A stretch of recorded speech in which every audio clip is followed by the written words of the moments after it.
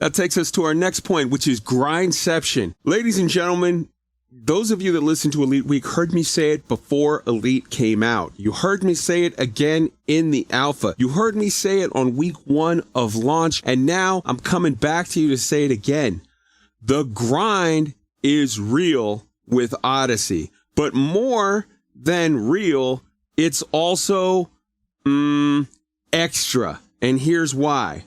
My good friend Astro and I were talking sort of off air behind the scenes a little bit about this. And look, not only is the amount of gear that you need to upgrade your suit kind of just crazy, and not only is it slower to go through the process to get that stuff, and not only do you have to upgrade the suit and then follow sort of a similar process where you're grinding mats and stuff to engineer the suit, and not only can you not take off modules that are on those suits or guns so that you have to now engineer multiple types instead of just mix and match, and I'm going to put this with that. But in addition to that, let me talk to you about a little thing that we were talking about, which is that, for example, with just the data, right? Less than half of that is useful. More than half of the data is not used for any recipe up till now. So what that means is it's just there to screw up the RNG chart.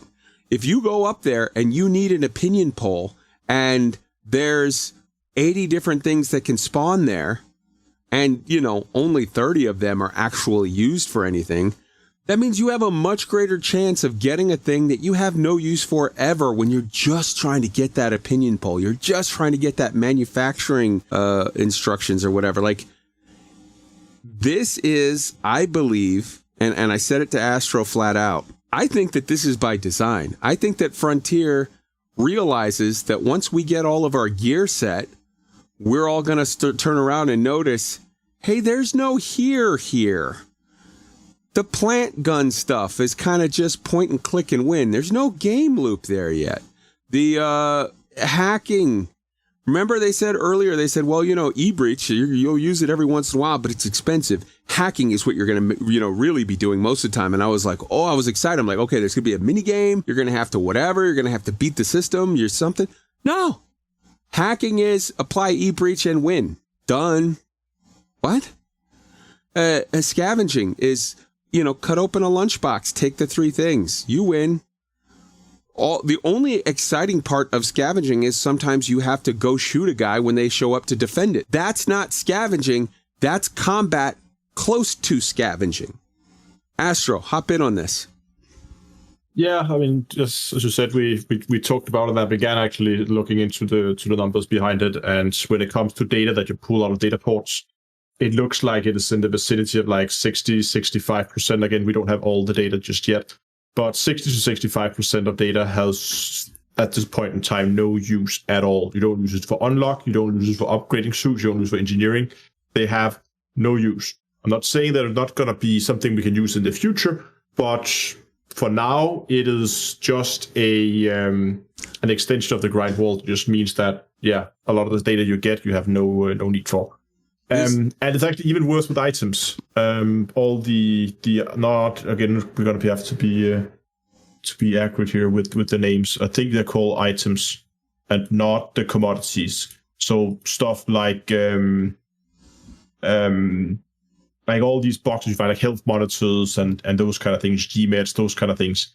There's a lot of different things you can pick up. There is actually in total 43 items, different items you can pick up in that category, whereas only 12 of them has a known use at this point in time. And we only need data on 1 engineer. So let's say that we get 1 or 2 extra there that can be used for some things. But we're still looking at close to 2/3 of those items have no use other than increasing the grind and to slow down progression.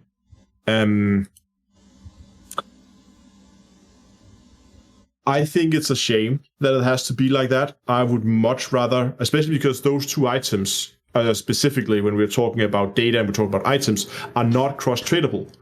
If we're looking at the commodities or whatever they are called, assets, they are cross-tradable. You can trade those in for points and buy what you need. So in those situations, there's a point to just pick everything up because they all have a value.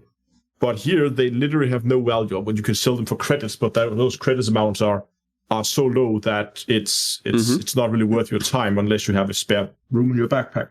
Well, while we're talking on the subject of third-party, what do you call it, add-ons or whatever, can some genius out there that's way smarter than me, make a third-party add-on for Elite while you're playing here that when you open up the items, when you hover over an item, it'll be a gray item, like in World of Warcraft if it's, just vendor trash.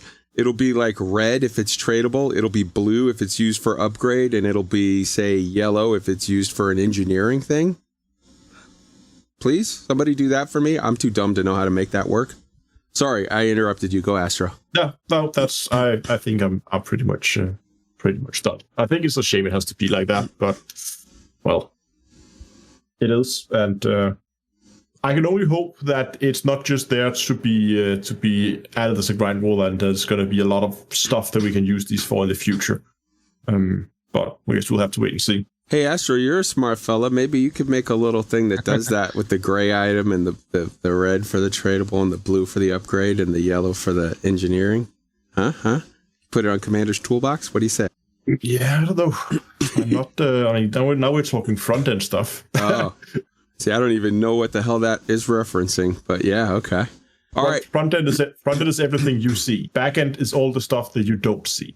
Okay, that makes sense. See, small words. You can explain things to a Marine. Ladies and gentlemen, we're going to take just a moment to give a big salute to my man, Astro. Astro, say some closing words to everybody. Astro's got to go, folks. He's got to get to bed, and it's already like crazy late in Denmark. Getting close to 4 a.m. here.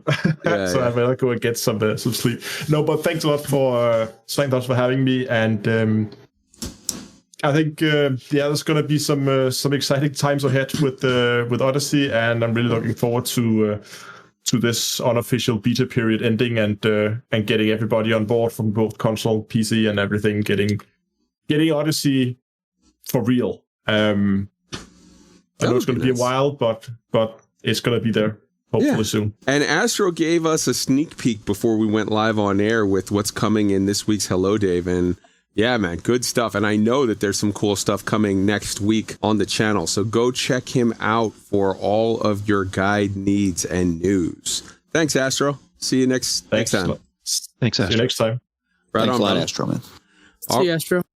All right. So next up, we've got Roy with his answer on the grindception. Go for it.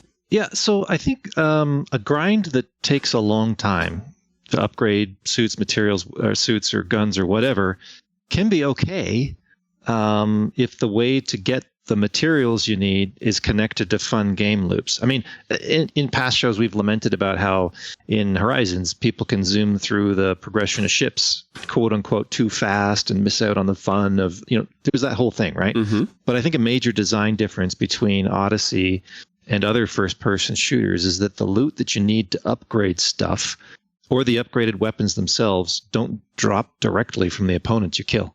It seems to be all about rifling through cabinets and containers. That's how you get stuff. True. It's unconnected with some of the main game loops. And this is even at odds with how Horizons works. At least in Horizons, you get mats by blowing up ships, scanning ships, or a kind of surface mining, in effect, with your SRV. So where's the analogous loops in Odyssey? This is why I think people have a hang-up. I know this is why I have a hang-up with it, is because the way you get it seems horribly repetitive and not really connected to the fun parts of the game. Yeah, and I'll let you on another little secret. I told Astro I would bet money that what we're going to see is this is a delay. This is a roadblock that's meant to slow you down. And 6 months from now, when they've had a chance to fill out some of the other game loops and actually sort of finish this game, you're going to see them nerf the hell out of that. And all of the people that are right now killing themselves for like a week to get one suit upgraded one level are going to be so pissed. Tweaked, you're up. Yeah, I'm one personally. I don't usually mind grinds. None of the grinds in the big game in Horizons has really bothered me. In fact, I found that after I completed them, I was kind of lost for things to do. That being said, I don't like grinding for things that don't have a reason to grind for. But what really gets me is, and you were saying, Roy, that they in Horizons you can go bounty hunting and collect the mats that way. They haven't really done any of that kind of stuff in Odyssey yet, but what they did do is logging, relog to get your mats over and over and over again. Really? They thought that was a good thing to bring over to Odyssey? Another thing that just makes me scratch my head. Things that make you go,